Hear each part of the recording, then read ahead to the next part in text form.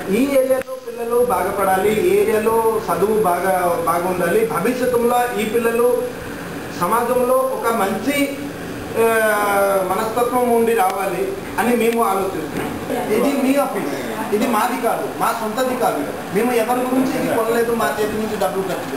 ఇది మీ గురించి, మీ జాగా ఇది, మీ స్కూల్ ఇది, అన్ని మీది.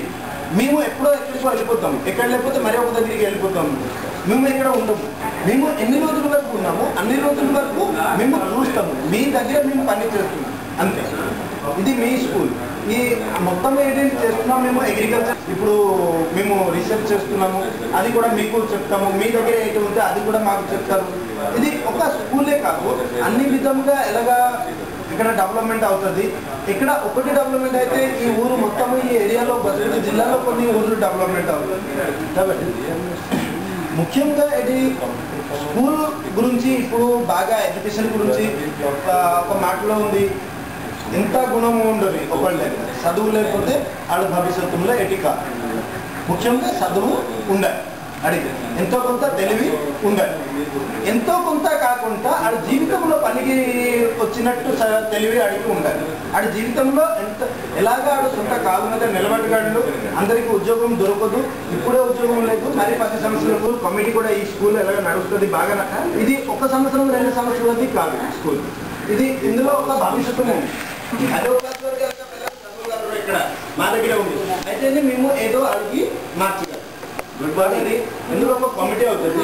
ఈ కమిటీలో పర్లాకిండి వాడు కొందరు ఉన్నారు, పర్లాకిండి కొందరు, మీరు కూడా కొందరు, ఆవిడ లేడీస్ కొందరు, మీరు ఉండండి. తర్వాత ఆవిడ ఉంటారు. అర్థమైంది? వారి పేరెంట్లో స్టూడెంట్స్ రాస్తే చిల్డ్రన్ అయ్యే